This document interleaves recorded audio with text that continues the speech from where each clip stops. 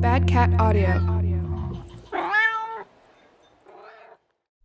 Hi, and welcome to the Take What You Need podcast.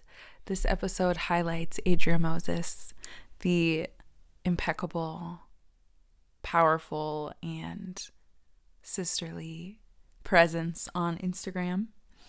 Is where I found her. I was sharing a lot of her work and her writings, her teachings, her message on Black Magic Woman. And she was the first guest that we've had that wasn't like a direct mutual. So I had to really like step my game up to woo someone that I am such a fan of. And by the grace of God, she said yes. And with this conversation, it was so powerful and meaningful and moved me to tears. It really did. And I'm so excited for you guys to be able to indulge and hear more about the one woman show behind the powerful messaging and beautiful spoken word. She is a presence and a force, a sweetheart, and a soldier. And we're so lucky for her to be on this podcast. So with that, I invite you to get into a nice, comfortable seated position. You can soften your gaze or close your eyes. There is no right or wrong way to show up in this moment. Take a deep breath in the nose and let it out with a sigh through the mouth. And I invite you to come as you are and take what you need.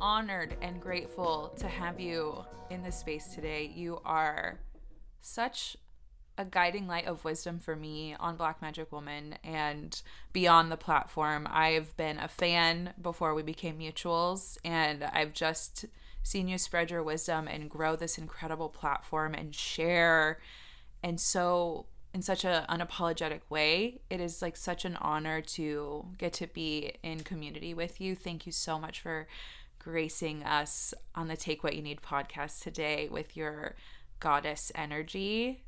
We are so not worthy.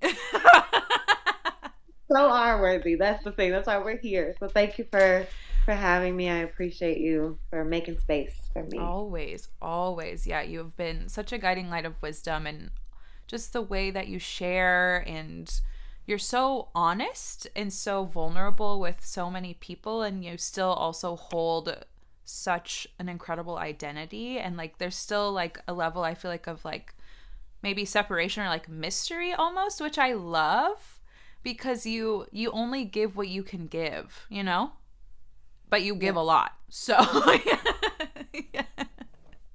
Absolutely. How do you balance that? How do you balance pouring as much wisdom as you do, but also maintaining this kind of level of mystery while having such a big platform?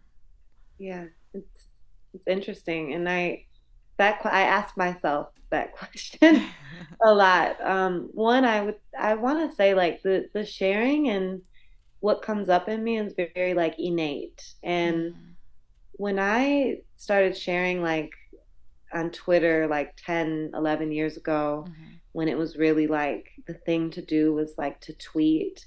It was my digital journal. So I was journaling in real journals, but just getting off those one-off thoughts, those I'd be going through things, and I would just have, they're like psalms or proverbs for myself, and just getting them off. And I reflect on where I was 10 years ago when I started doing that, and I was really struggling with my chronic illness. And so the internet for me was a safe place. It was a place where I expressed myself. So it's very natural for me. So it feels like you're not the only one who has said man, you give so much. It doesn't feel like I'm giving so much because it's for me. They're notes to self, but other people tend to benefit from it. And the mystery part, I think, just comes from not having the energy to share it all.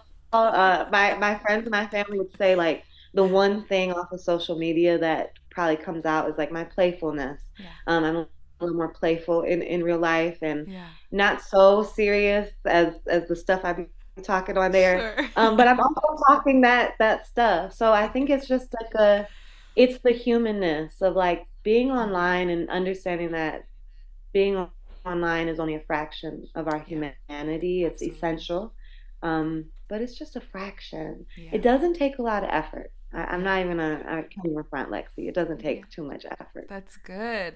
I mean, we're lucky and we get to benefit from that. It doesn't pull from you too much because I mean, I've always just seen your content naturally, like from the beginning of Black Magic Woman starting, and it's just a lot. It's a lot of wisdom floating around on your page. And I was like when you see it, I think in completion, or if you see it all together, when you really look at everything, you're like, oh my God, that girl's really cranking it out over there.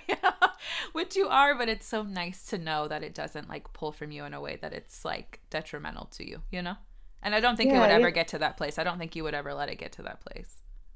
yeah. I think even like with your platform as well, it's we're not really creating content. Right. We're I don't even sometimes I'm lost for the words of what it is. It's like Mhm. I get these downloads and I have Mhm. to output them. Mhm. And I could put them in a journal. I could, I could write it in a book and I'll produce a book and Yeah.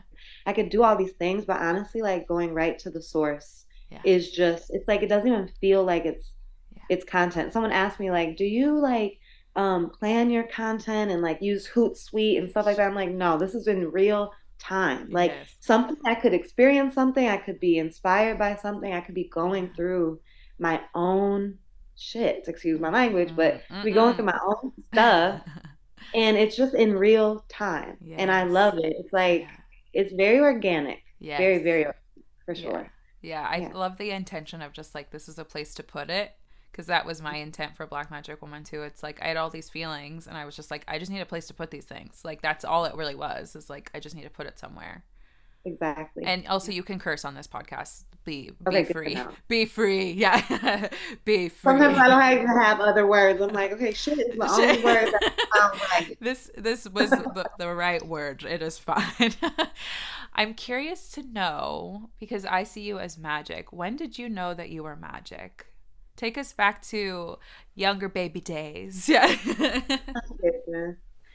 Oh my goodness. Well, there have been like milestones in my life that look a Yeah. little bit different from um I think what we know of a lot of people. I know I'm not the only one who has endured Yeah. the things I've endured.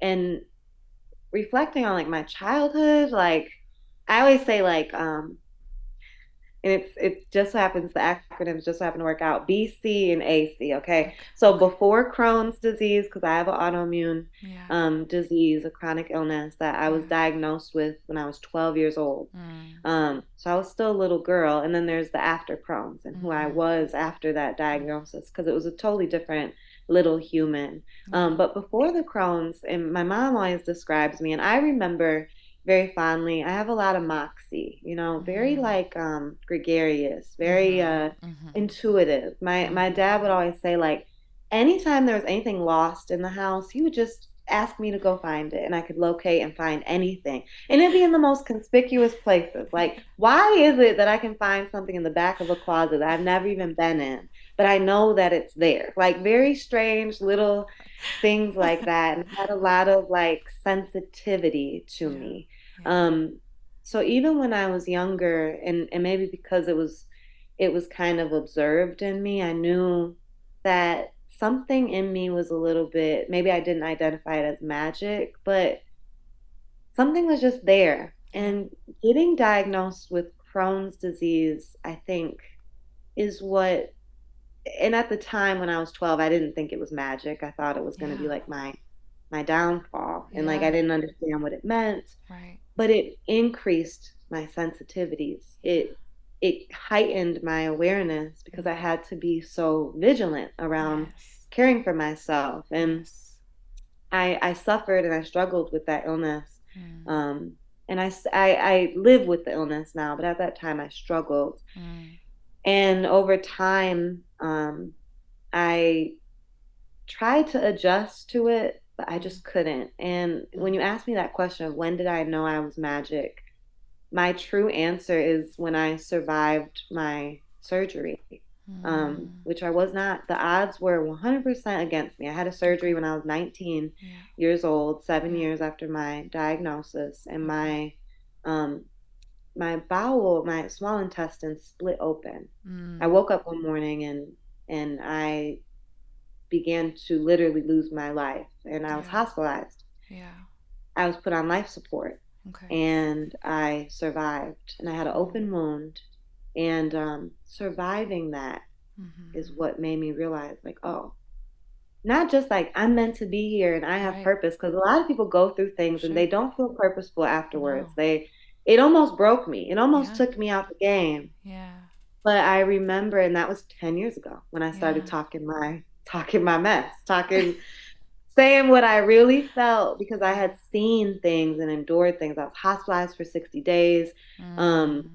every odd was against me. I went into septic shock. Mm. The percentage of people that survive that is very low. And I Mm. fought for my life. I remember fighting for it. Like I Mm. remember not wanting to give up in the Yeah. midst of not even being able to breathe on my own. Like there's just Yeah. it was spirit. And I think Yeah. that's when my magic was like ignited. It's like, Yeah. okay, all of that suffering for those 7 years was nothing compared to what that time in my life did for me. And a lot of people, they know my scar, like from the social Yeah. media, and some people Sure. don't even know.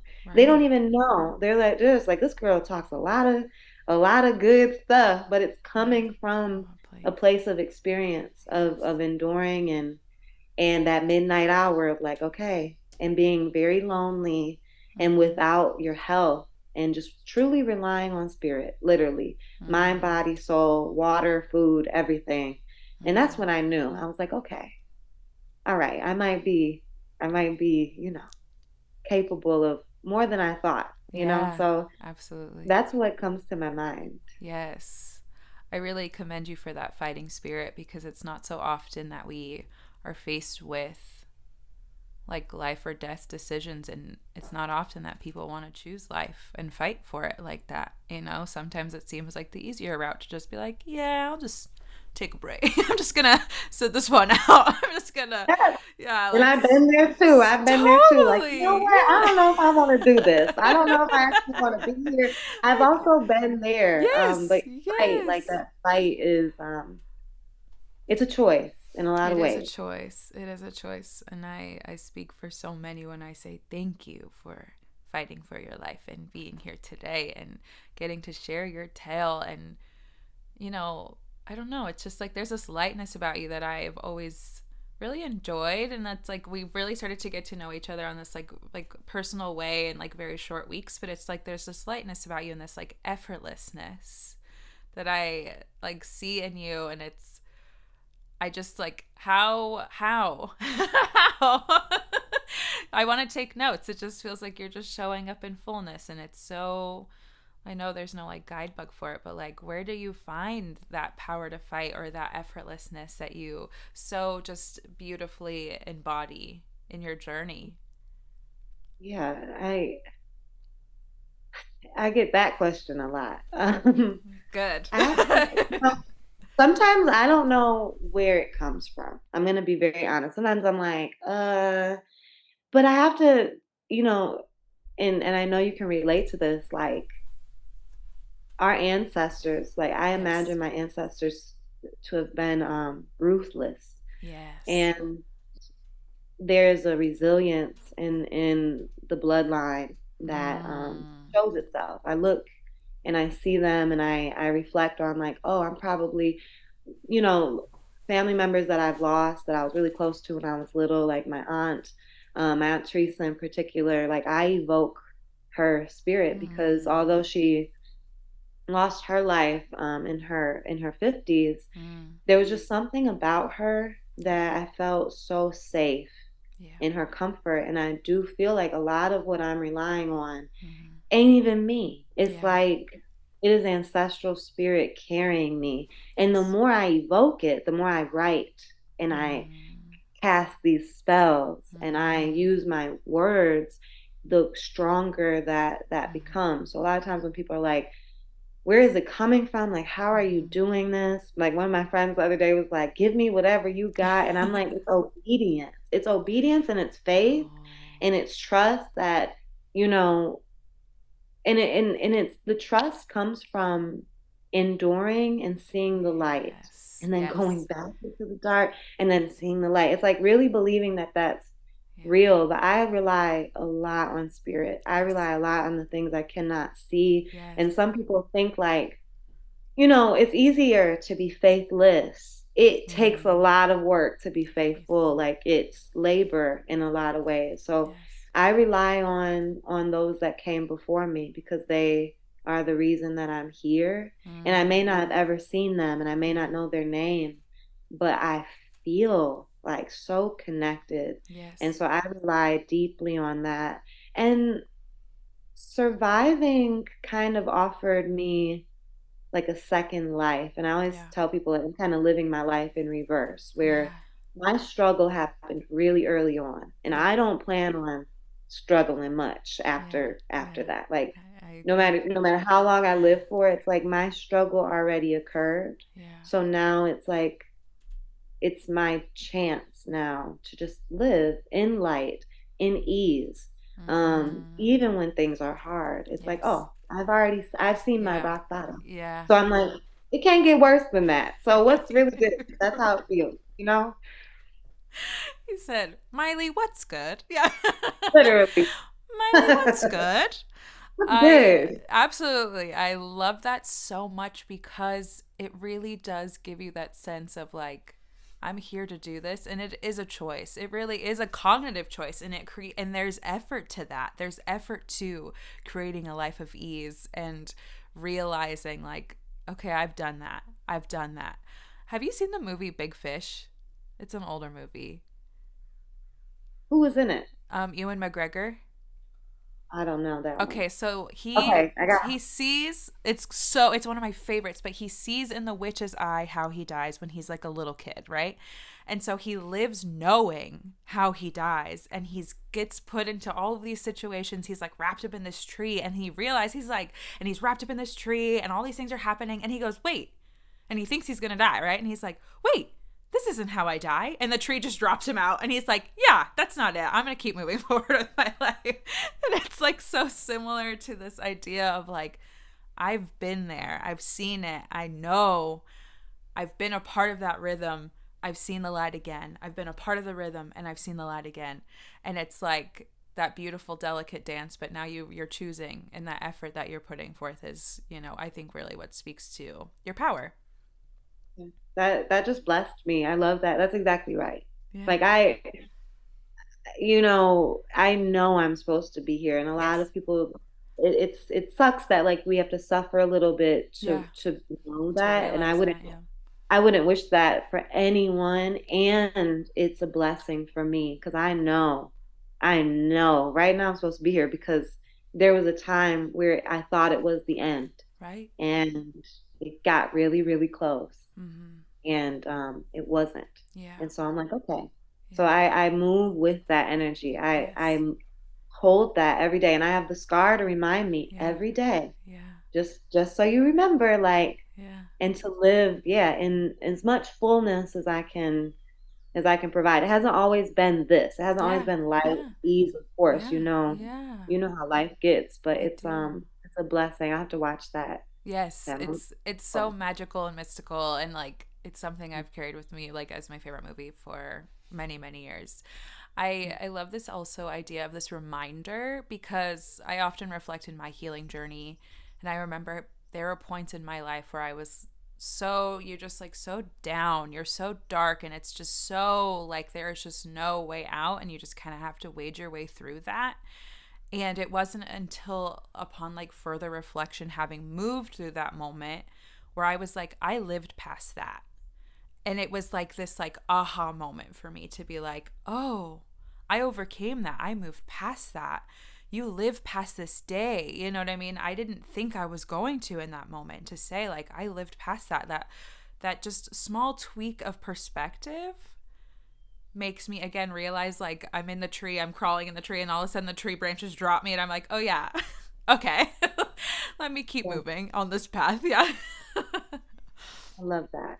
Yeah, it's a beautiful thing. And I find with this healing energy and just like turning your like pain into purpose and these reminders of like, okay, I've suffered, I've gone, it really creates this like multifacetedness of how we can be in humans.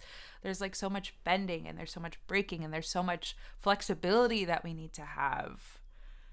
Like, do you, I mean, was that something you just like had to work at?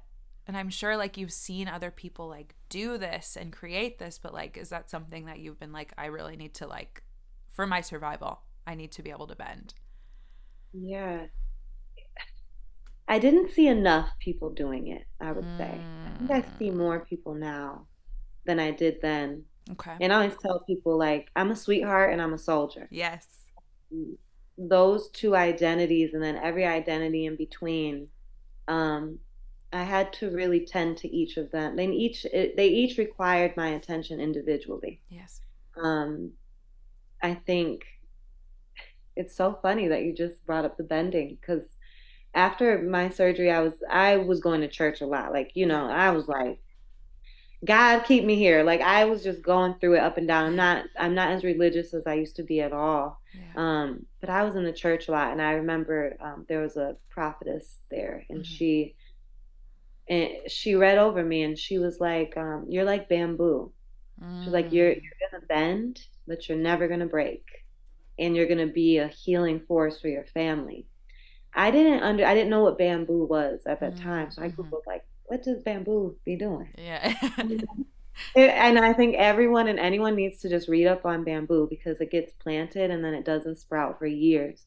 And then once Mm. it does sprout, it reaches like 80 feet Wow. off jump. Yeah. Okay. Not Yeah. because it's growing underground. Yeah. So, it's getting its roots, its length, its flexibility, and then it's used to build things, right? Because it's Mm-hmm. so strong. Mm-hmm. And I think tending to the idea that like I'm probably going to bend a lot, Yeah.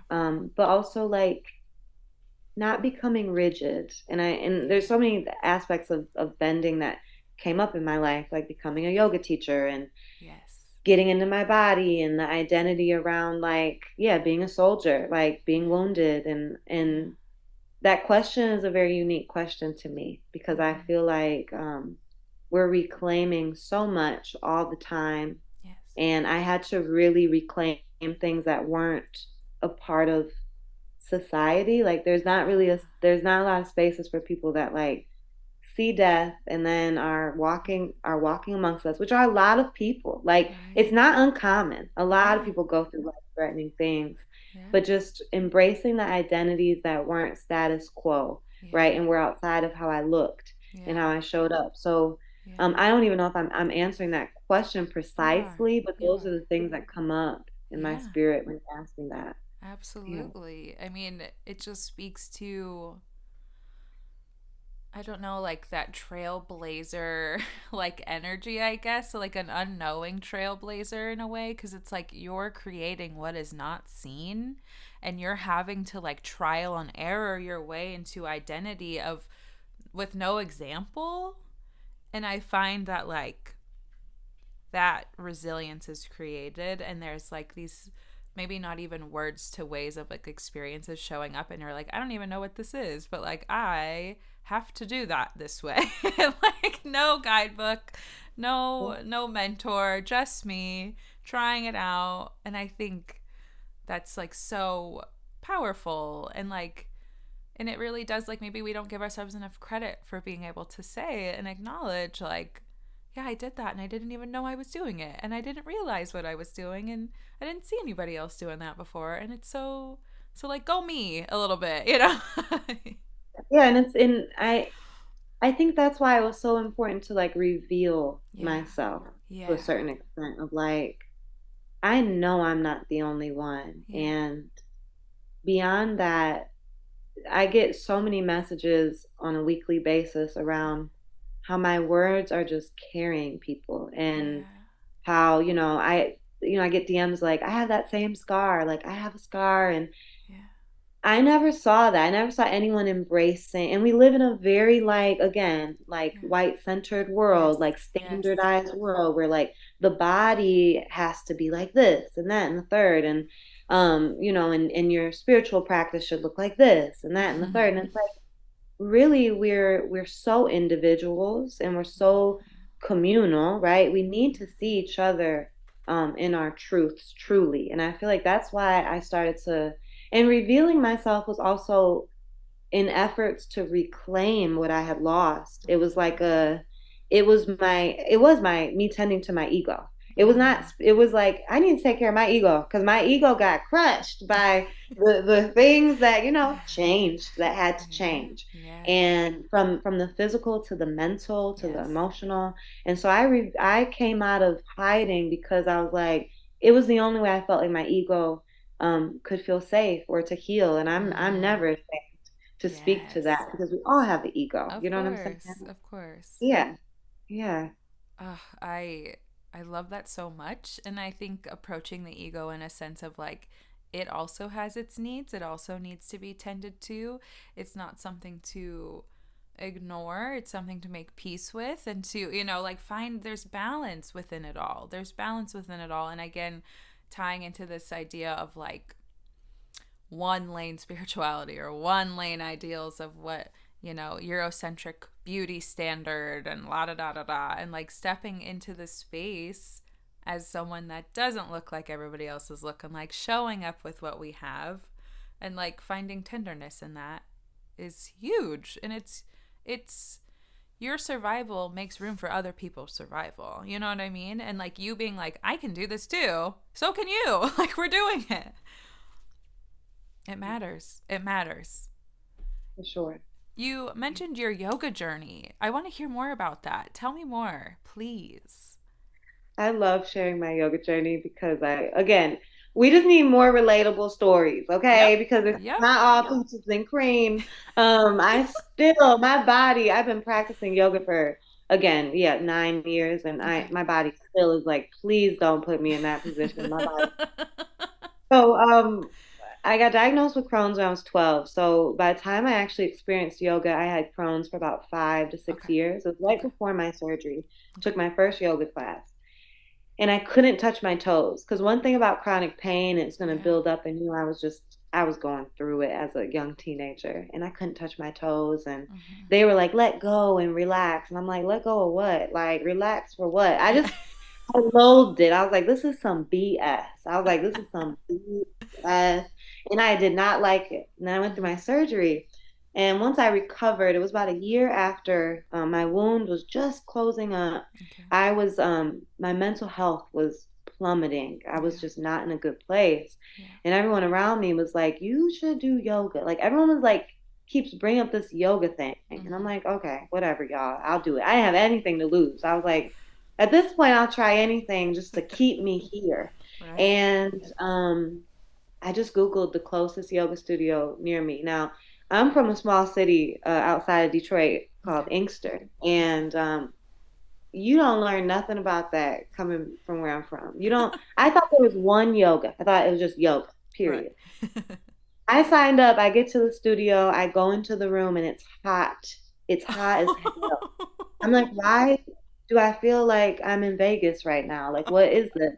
And I come out and I'm looking around, and I knew the name of the yoga, but I didn't know Sure. what it meant. And it was Yeah. Bikram yoga. Bikram. Oh So anyone gosh. that knows anything about Bikram yoga, it's a 105-degree room, Right. 90-minute practice, No.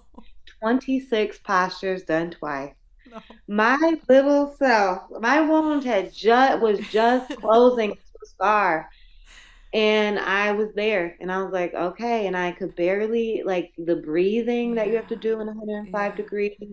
Um, and it was 90 minutes. I think I got to like the 85th minute and I had Yeah. to leave the Yeah. room. I got Yeah. through that class. Yeah. And when I tell you, it lit something up in me that Yes. I thought I had lost. It did something to me. It wasn't even about what the instructor was saying. In a Bikram yoga studio, there's mirrors all around. Yeah. You can see yourself. You can Yeah. like see how you're bending and how strong you are. And I kept going back. Yeah. And I showed my scar for the first time in the yoga room. Mm. It was the first time I exposed myself to myself after Mm. everything I went through. And I was like, other people need to know about this. My community doesn't know enough about whatever this practice is. So I shouldn't have been doing this, but I started teaching yoga demos at this wellness center. And I didn't have no certification. I didn't know what I was doing, but I was like, I got these 6 postures that I remember, and I'm just going to teach it to these people. That was 2014. That was back in 2014. And I was so serious about these demos that Yeah. I was dropping off flyers Yeah. at colleges around the center that I was Yeah. teaching these few postures at. Yeah. No heated room, no nothing. We Yeah. just out Yeah. here bending, and I'm like, I didn't know what I was doing. Yes. 2 years later, I stayed with the practice. 2 years Yeah. later, I was on disability. I wasn't working. I was working Sure. under the table, doing home care, cleaning people's houses, Right. and the practice was just it was like the thing I stayed most consistent with. Mm. Mm-hmm. And so I just kind of talked to myself, and I was like, huh, how can you stay obligated to this practice? Like what would that look like? Mm. In 2016 I decided to become a I got my certification, Mm-hmm. and um that became my career. It became my work. It became Mm. and it's only evolved over time. Yeah. And I look back now, I'm like, wow, it's been 7 to 8 years Wow. of teaching this, but Mm-hmm. also like learning along the way what the yoga was doing for me as a traumatized person. Mm. So the journey didn't end there. It was like 2016, I became a teacher. 2018, I was asked to create a yoga program Mm. here in Detroit for a nonprofit. Yeah. But their ask of me was to become trauma informed. And Mm. that is what has catapulted so much of my work at the Mm. School of Radical Healing. Yes. Um, and becoming trauma informed taught me what yoga was doing for me in that Yeah. hot room. What Yeah. yoga was, it was keeping me. And beyond anything, it was getting me back into my body. It Yeah. was in yoga, literally to yoke, to connect. Yeah. I think like beyond the Western approach, for folks who have experienced a lot of trauma, if Mm-hmm. it's accessible physically, Mm-hmm. yoga can be so medicinal. And it was Mm. that for me. And I just have stayed with this practice, and I Yeah. love it. And, you know, it's been a beautiful journey that I did not anticipate when I was 17, 18. And I was like, F this practice. Like, these people telling me to let go. Like, what are y'all even talking about? Life is happening. And now it's so much freedom in my practice, and I love it. So the journey has been a unique one, and it's Yes. evolved. I look forward to the next 10 years of practice for Yes. sure. 10, Yeah. 20, 30, 40 years. Yeah. I'm like, okay, I think I like this. I think I'm gonna keep Yeah. it. That's Bye. Okay. so, yes, it's just like a taste of like pleasure almost, like to just like have like this brings me pleasure. When you were talking and saying like you went to Bikram yoga for the first time, I was imagining like pottery in a kiln getting glazed, and that's what That's you were that's doing. the key. Yeah. That is that. I was like, and that's exactly right. I saw, it's interesting, like trauma literally Yes. fragments us. It disconnects Yes. us on so many levels. Yes. Severe trauma especially. It's like it's different, and I was living with, I was developing the PTSD over time, Mm-hmm. and Mm-hmm. that moment in my life definitely did me in. But the you bringing up the ceramics and the pottery, it's like I took so many different forms since I started Mm-hmm. yoga. And I Mm-hmm. contribute a lot of my healing to that body-based practice. It's not for everyone. I wouldn't Right. I wouldn't recommend now, knowing what I know Sure. from a trauma-informed perspective, Okay. but body-based interventions Yeah. for me Yeah. and what we know now, like in healing is like they're Yes. necessary. For some Yes. people, it might be dancing. For other people, Sure. it might be, like cycling or whatever it is, just to feel your living body again. And that's Mm. what yoga did for me. And Hmm. yeah, it got me together for sure. Yeah, absolutely. It was like you were gonna get this glaze. You were gonna Yep. get this glaze. Whew. Yeah, and it did. I think, yeah, I absolutely agree with this idea of like moving the physical body and just like become like remembering that we are a physical body. Cause like it's so real also to be like, I'm not working out. I don't want to work. I don't like, personally, I don't like working out. I don't enjoy that. That does not like spark joy in me. It makes me, I'm already very tired. I don't want to do it. But like, there is truth to this component of remembering the movement of your body and the expression in your body and like letting things loose. But Yeah. it's also finding the right thing though, which is so crucial. It's crucial, and to your point, like this is why like we ought to rely so much on our ancestors because Yes. there was no like gym. Like my ancestors weren't in the gym. Okay. And Right. no shade to the gym. I like No. to go to the gym once in a while. Sure. But the thing about working out, right? Yeah. And also this idea that like, oh, the body is just like this physical thing that's going to go into the ground. Right. There's truth to that. There's so Sure. much truth to that. And think about the world we live in and how it has treated the body and how it Mm. treats bodies. Mm. It's like we're people, like there's a spirit in this body. This Yes. body it emotes and animates and can move um with if there's the privilege, right? And Right. so finding that movement Right. practice, I like to revert more like a primitive Yeah. practice. What does it Yeah. look like just to make the walking, Yeah. right? Swinging my arms, Yeah. dancing, yoga. Yoga has been around for a Yes. long time. And Yes. so kind of reverting back, again, especially when we're healing, I Yes. feel like it's very hard to put yourself into a box or even a routine. Mm-hmm. Um, as much as, people promote it, and I'm all for it if that's how your brain works and that's what you need. Right. But for healing, I feel like you got to get a little bit creative. You got to Yes. get a little bit playful and childish, and you kind of got to Yes. revert back to things, Yes. you know? Yes. I love this idea also of moving the body, like you said, in this like primitive way. And it's also so real when you're like, why are they yelling at me to let shit go or to relax myself? Like going into a room of just like people you don't know and like, they're like, full body breath, let it out. And you're like, no, I don't want to do that. This isn't safe. Yeah. I feel like safety plays a big part in that, but I also respect the humanity of being like, shut the hell up. Yeah. You don't know what the And, hell. and the thing about it, and because now I teach the yoga, now Sure, I teach sure, the breath sure. work. The meditation and the approach, the trauma informed approach, which is like what I'm so passionate about. It's Yes. it's the roots and the foundation at the School of Radical Healing is this idea that language plays such a big role in cultivating Mm, safety. mm. Well, I don't even think I don't think in a class I've ever told anyone to let go necessarily. But there's a encouragement Mm-hmm. for Mm-hmm. um, release.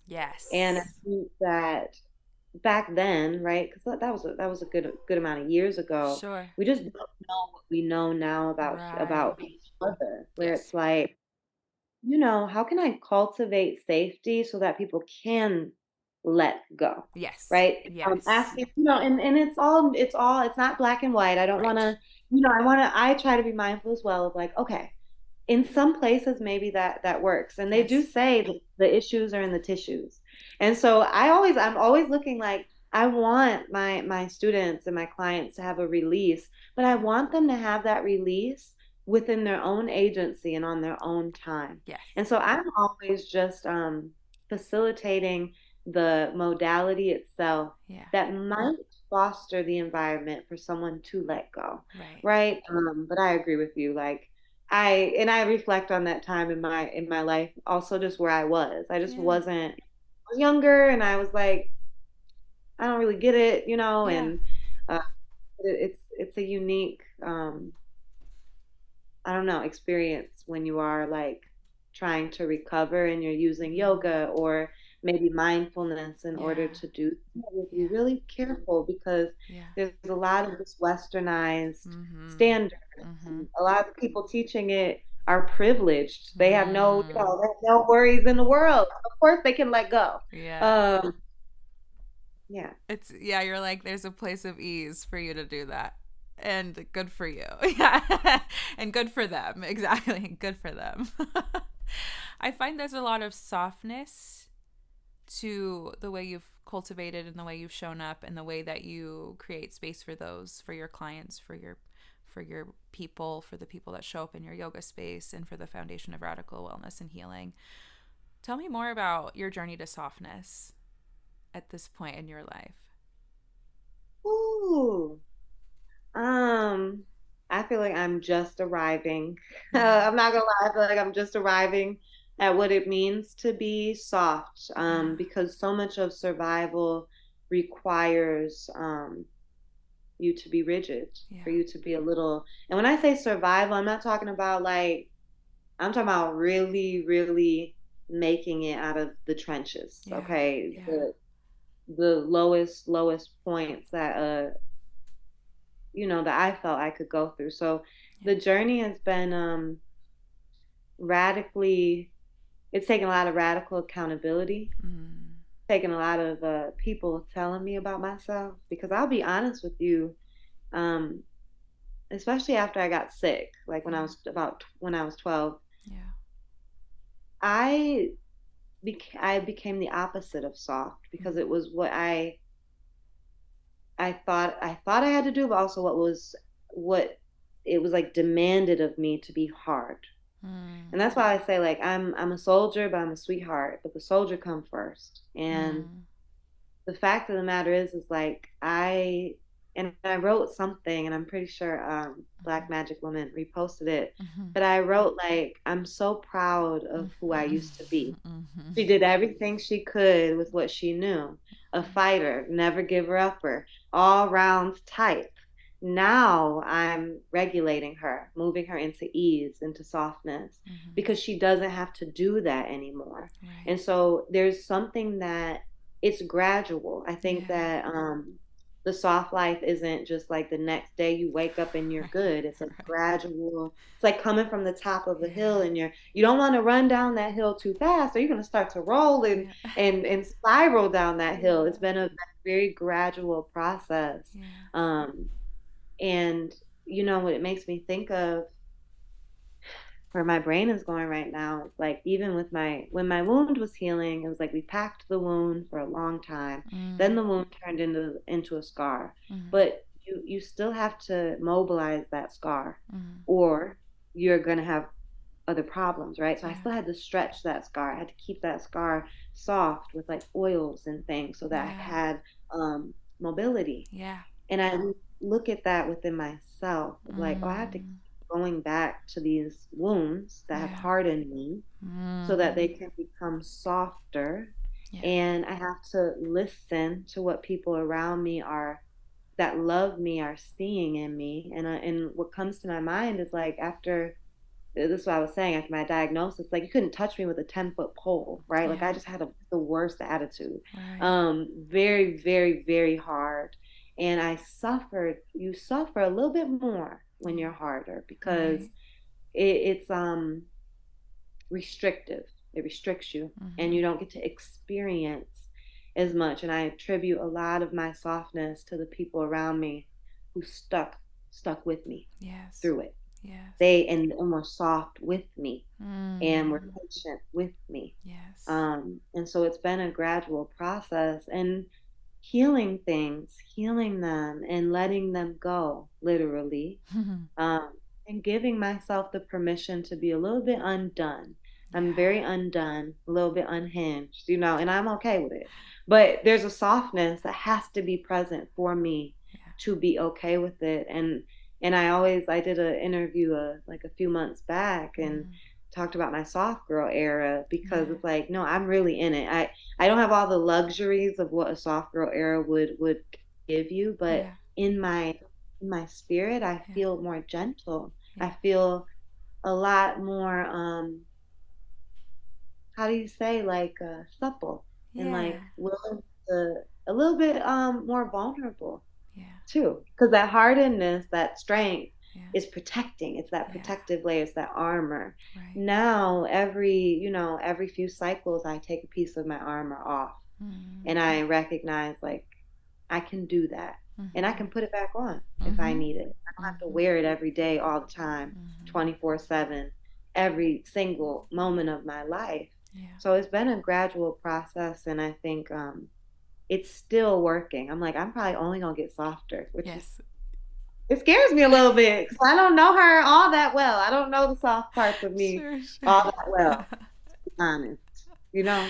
Absolutely. I really want to highlight this idea of like taking your time with the process too, because I know in my own experience and just through my own healing journeys, we often want to just like take off running to like get to the other side of it. It's uncomfortable, it sucks, it's ass, it's whatever. You just want to get to the other side, and you just like kind of choke yourself out with like healing modalities or change or whatever just to get to the other side of it, when I've had to really learn to slow down and like, I mean, I haven't like aced this practice, but I'm really more cognizant now of slowing down with my process and taking my time. And I always like to say like, take your time because it's your time to take.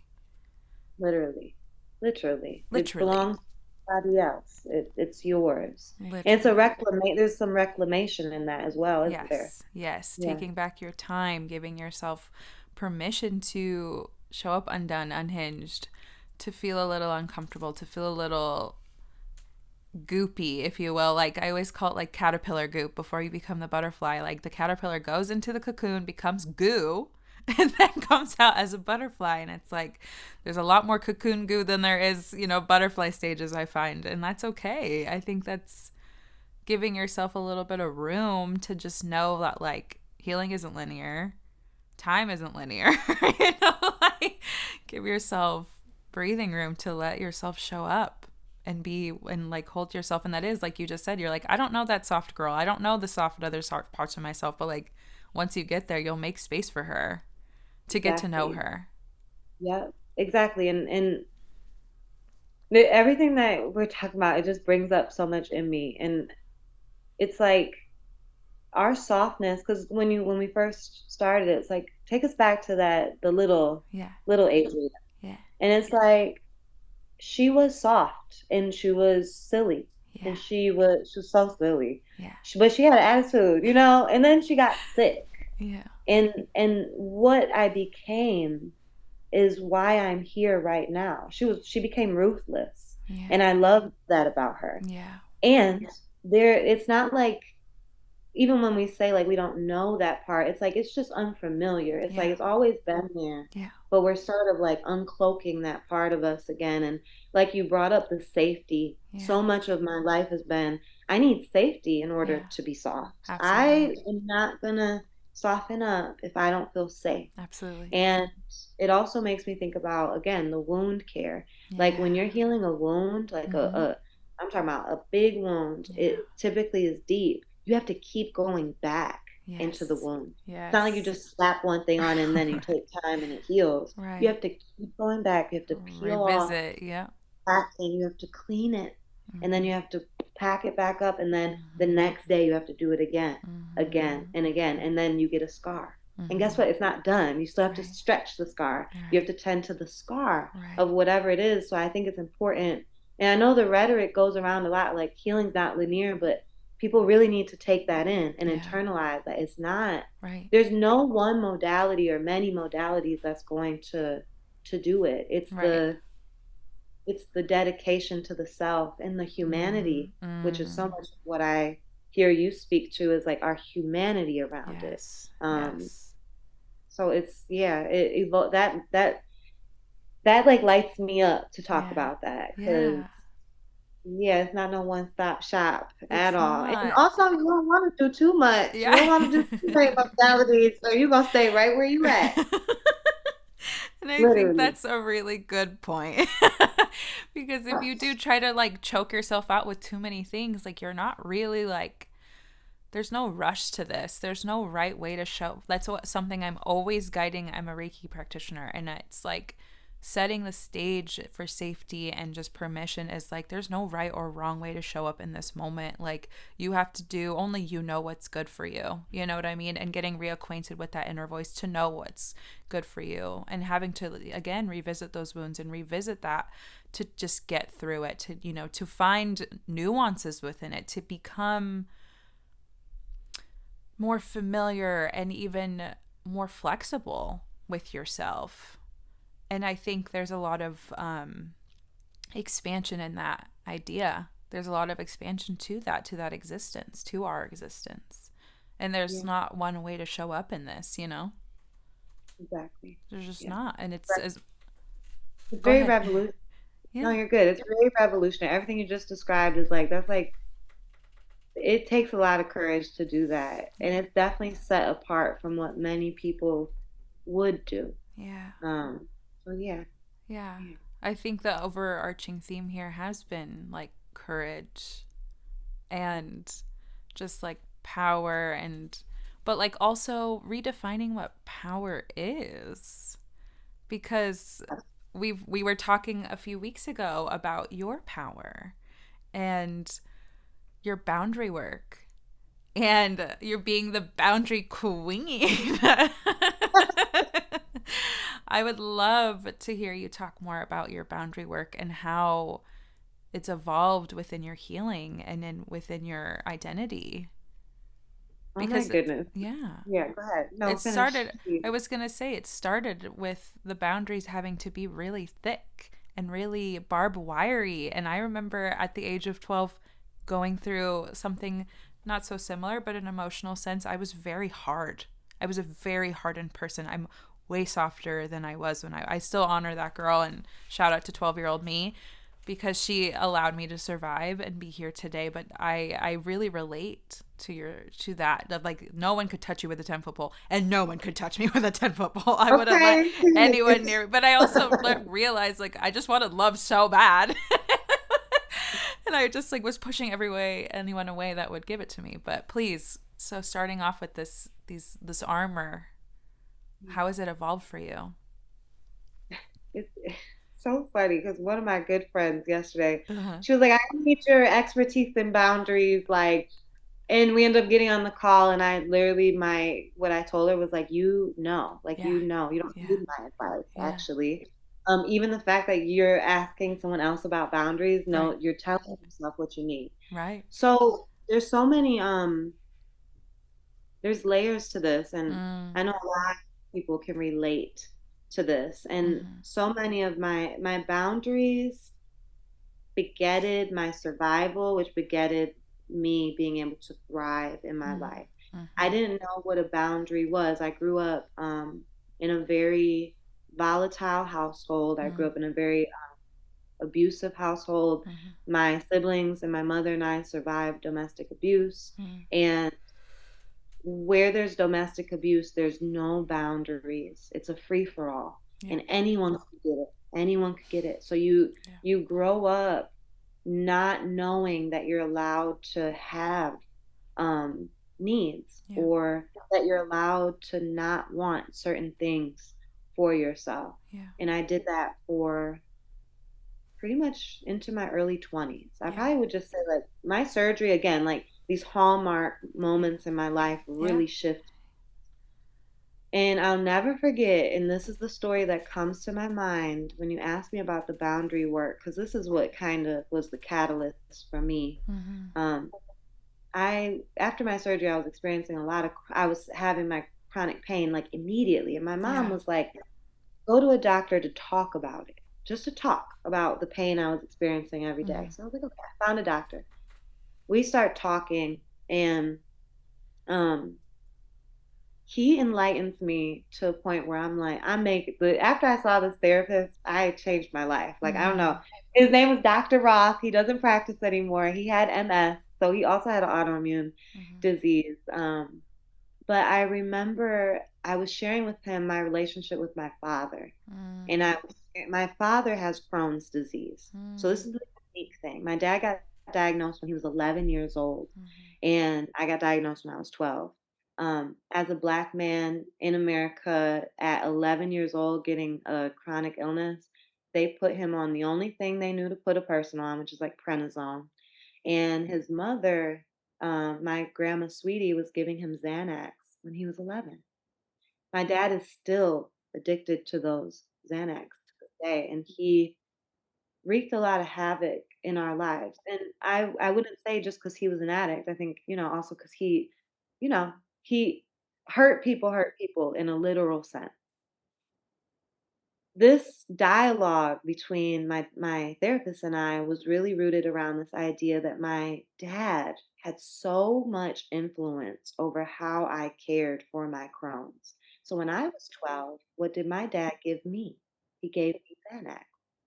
It never worked for me though, because my pain would just come back with vengeance. It never helped me to relax. And also, when you're that little, the way your body processes things, like we could go on and on about that. Point of that is like that was a boundary crossing in and of itself, right? You have no choice when you're little. Yeah. As I got older, my dad would always tell me, like, you shouldn't be on medicine. Medicine is evil. Like, you need to be able to do this on your own. I was a kid. Right. I was a kid. My parents were divorced. I was, you get your period, all these things. You're trying to Yeah. be a teacher. Yeah. There's so much going on. I needed medicine when I was Yeah. little, and I Yeah. needed it because I believed him. He Right. had Crohn's. I was looking up to him. Yeah. And I would share all this with my therapist. And I think the third or fourth session, he said something to me. He was like, I feel like you, and a lot of therapists do not do this. They would not be this candid. He was like, I feel like you're still sick because of this relationship with your dad. And my dad physically abused me into my adulthood. Wow. And he would attack me at certain points. And he made me very nervous. My dad made me very nervous. But one thing about me is I would always stick up for myself towards him. I never backed down, even with the consequences I knew were happening. And then he would tell me how bad this medicine was, but my body needed it. I needed a break. It had been, at that point, almost 10 years living with the Crohn's, and I needed a break. I couldn't do it on my own, like literally. Yeah. And when my therapist said that to me, it did something to me. And I even reflecting on it now, Yeah. becoming estranged from my dad was the biggest boundary I had ever set in my life. And it informed every other boundary I set after that. And this is not a promotion of become estranged from every person that's hurt you in your life, right? Yeah. But when your livelihood becomes threatened, and your peace becomes threatened, it becomes life or death. And I didn't realize that. I didn't realize this person was harming me because I grew up in the environment, and this is my dad. This is a person that, he wasn't a deadbeat the whole time. He was there for, I knew him and I love him. Yeah. I started an estrangement process. That was back in 2017. It took about a year to fully get to the point where I just couldn't talk to him. Yeah. Just couldn't talk to him. And when I tell you my life started to change, I started to care about myself. I started to make my own choices because this person controlled so much. When we talk about true narcissistic abuse, I'm talking like full spectrum. And he was controlling so much of me, which informed so much of my life. And the things I thought I was capable of, I didn't even know who I was. Yeah. And after I started doing that with my dad, my boundaries, my ability to set boundaries, like the door opened. Yeah. Where it was like I still had armor on, I would say, but I was able to assess whether or not I would tolerate certain things. And if anything reminded me or was familiar around the abuse I endured in my life, the things I was overcoming, couldn't be here, couldn't be with me. Right. And I also was believing myself for the first time, because under a cycle of abuse, you start Yeah. to not trust yourself. And Absolutely. so here I am, I'm a young woman, I'm a young adult, dealing with people, places, things, trying to establish some type of foundation for myself. I don't even trust myself. Right. How can I even do that, right? Right. And so my boundary work, the catalyst was the estrangement from my dad, and I'm still estranged from him. Mm-hmm. And mostly because he hasn't changed. Now, Mm-hmm. so I want to also say that boundaries are not they're not always set in stone. Boundaries are can be flexible. Boundaries can have layers and levels. And I think over time I've developed, you know, my boundary practice is very like forward, and I'm like Nina Simone. There's a video of Nina Simone. She's like, if I don't like something, I say it immediately. She's like, she's so firm in what she's saying. And I feel that way. I'm like, oh, I don't like that. I trust my body. I trust my mind. I don't like that. And so the boundary might be just me speaking up for myself. The boundary might be, Mm-hmm. I'm not going to do that. Or the boundary might actually shift over time, right? So in my dating life, the boundaries are really strong at first, and then they ease up as you gain my trust and all these things. And I think I'm not as rigid in my boundaries, but I am still the boundary queen, Yes. because I feel that way. I'm like, oh yeah, all of my friends, all of them call me because they're like, so should I set a boundary here? Should I set a boundary? And I'm like, you need a boundary right there. That only comes from not having them. And I know that's Right. such a long-winded answer. I kind of went down No, a little more lane for I myself. love it. But I always say to myself, like, if my own daddy could get it, any of y'all could get these boundaries. Like, y'all not about to play in my face. Like, nobody's gonna play in my face. Like, and also with my health, oh my God, with my health, if it's stressing me, Yeah. if the work or the labor, that another thing, like running a business, like a big reason I became an entrepreneur is so I could set my own schedule. And it literally one of the biggest reasons Mm-hmm. I started my own stuff Yep. was so that I could have the boundary of, like, if I need to lay down in the middle of the day Yeah. because I'm exhausted Yeah. or I'm in pain, I can do that. And Absolutely. it took a long road to get there, Yeah. because boundaries aren't just in relationships, Right. they're energetic, Absolutely. they're in how our health is. Like, so yeah, I'm very passionate about boundaries for Yes. sure. Yes. For sure. That made I you laugh.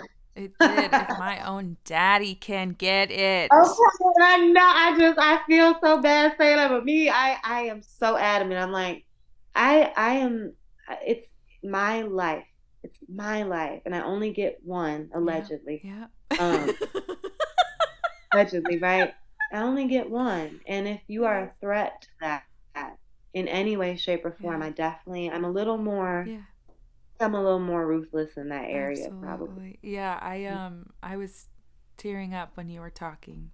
I had tears in my eyes because it just resonates so deeply with so many that I know, and just with my own personal journey. I'm also estranged from my dad, and it's been 8 years, 7 years, 8 years at this point. And like you said, it's just because they don't change, and you have to protect what you have. We were just talking earlier in another episode about this one precious life, allegedly. And it just really spoke to me in a very deep way, and it did make me laugh, because it's like, if my own blood can get this, everyone else is going to Okay. get some of this. And I just really love that, and it makes it so, like, it just makes it a beautiful thing rather than like a harming thing. I find boundaries growing up, we didn't have any either. We didn't have any boundaries. Everybody had to have everything that I had. You know what I mean? Like, I had to give everything that I had, and that's just the way it was for survival. And it felt like when you would be like, this is a no, I can't do this, it was like you're hurting them because you cut off what you give so freely all the time.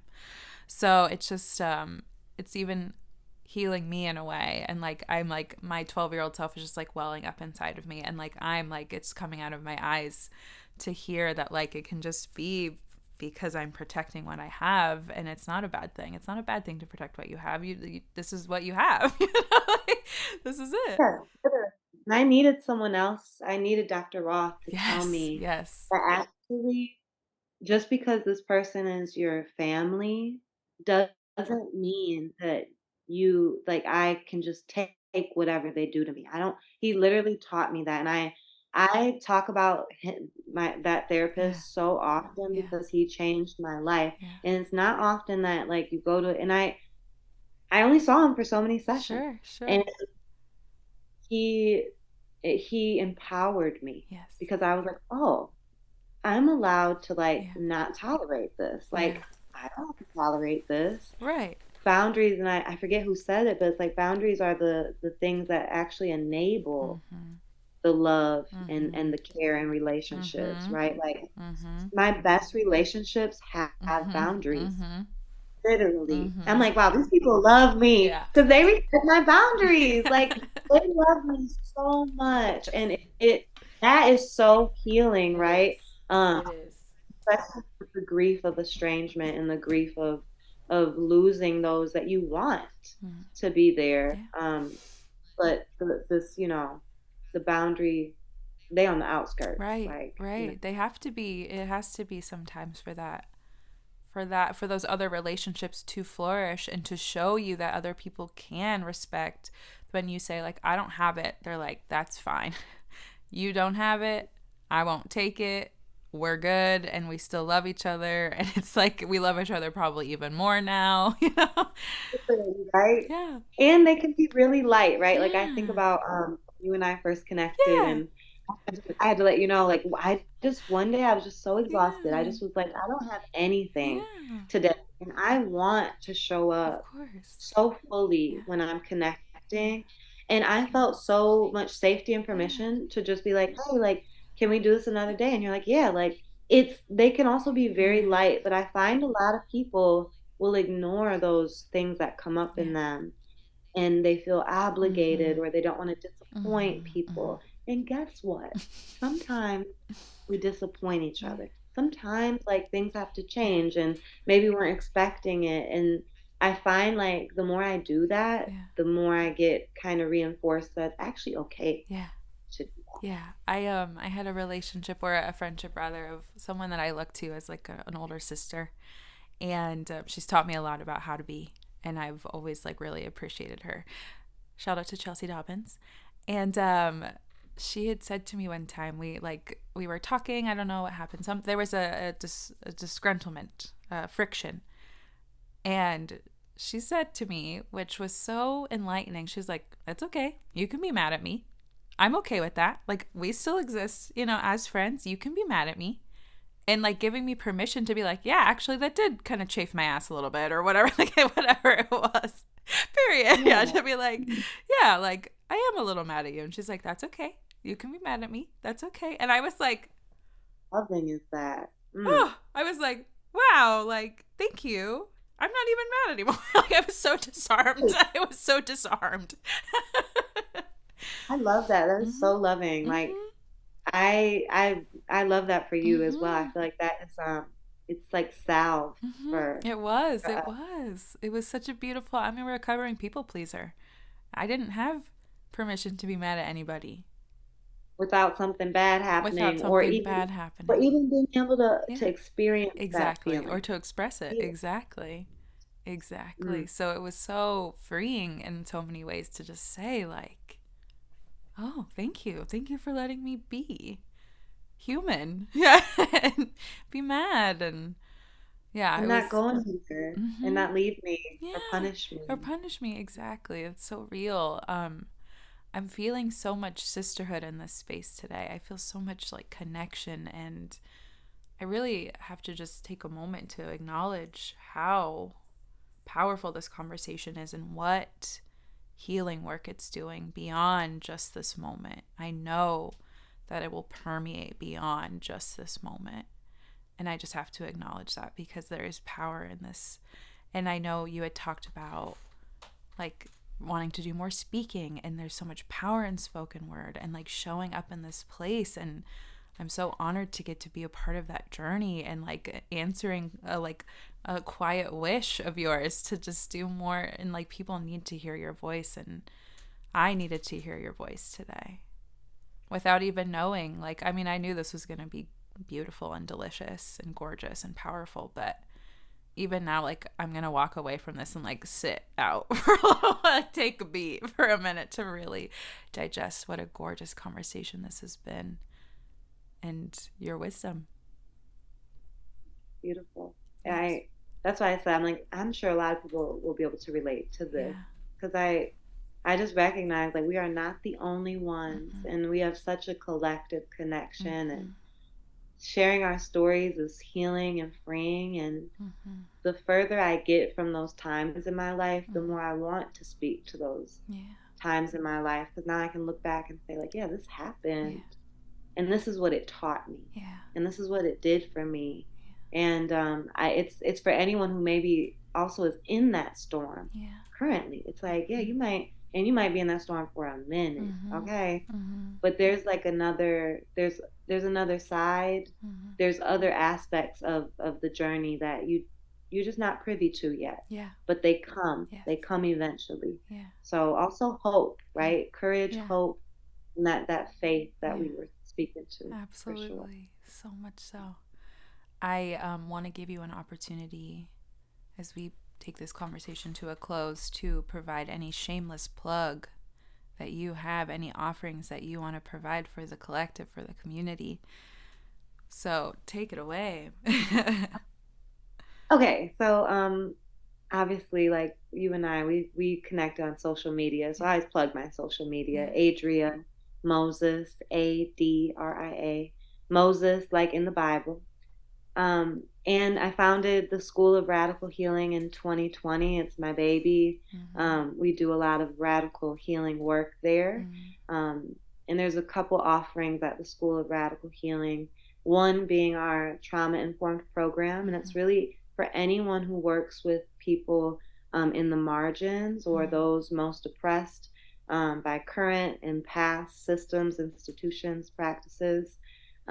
People working with people Yeah. should be informed. Like I see a trauma informed future. I see it really needs to be our current reality. Yeah.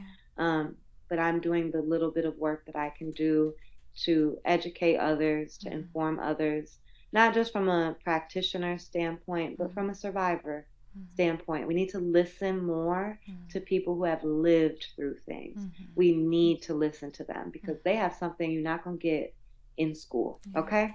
Yeah. So School of Radical Healing, you can find at thesorh.com, the School of Radical Healing on Instagram, and we offer a 12-week program. Mm-hmm.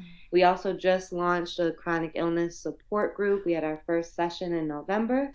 We're going to run it back in December. It's called Handle with Care, completely free. We just are connecting so we can talk about what we go through, but also we can learn a little bit of somatics, which I'm really passionate about, nervous system regulation. It's been my medicine for so long. Mm-hmm. It's really helped me maneuver and navigate my Crohn's. Mm-hmm. So those are my shameless plugs. There's some things I'm preparing to release in 2024. Okay. It's taking me a little bit of time, but I'll definitely share that with you once it's here. But really getting the words off of the internet and getting them onto some garments and some apparel so that we can wear what we believe, right? So I'm excited for that. And I just appreciate you for making space for me. And also, it's the space to be real. It's not just space. Mm-hmm. It's like, we type a lot, we post a lot, and I get to run my mouth in certain arenas. But it feels really, really cathartic to just be able to express myself, share a little bit more about my story, because I think it helps to understand where those words are coming from. Absolutely. Right? So just thank you 10 times over for, thinking of me and reaching out and connecting with me. And I appreciate you. Absolutely. Thank you. I feel the same. It's just the beginning, and I'm excited to see things evolve and will continue to highlight and share your beautiful wisdom because it needs to be shared far and wide. So I really, really appreciate it. All of your shameless plugs will be in our show notes. So if anyone is interested in working with Adria in any capacity, you will be able to find her information there. And with that, I thank you, thank you, thank you. I see you, I appreciate you, I highlight you, I celebrate you. Have a great rest of your day. Thank you so much for tuning into the Take What You Need podcast, highlighting the beautiful, the effervescent, the ever wise Adria Moses. We are so blessed to have her in the space. It was such an incredible conversation that I will be chewing on for hours and hours to come. I hope that you are able to get some wisdom from this, or get some knowledge, get some loving energy from the conversation with her. If you're looking to connect with Adria, all of her information will be in our show notes. And with that, I encourage you to move your body, have courage, and remember that your boundaries can be light.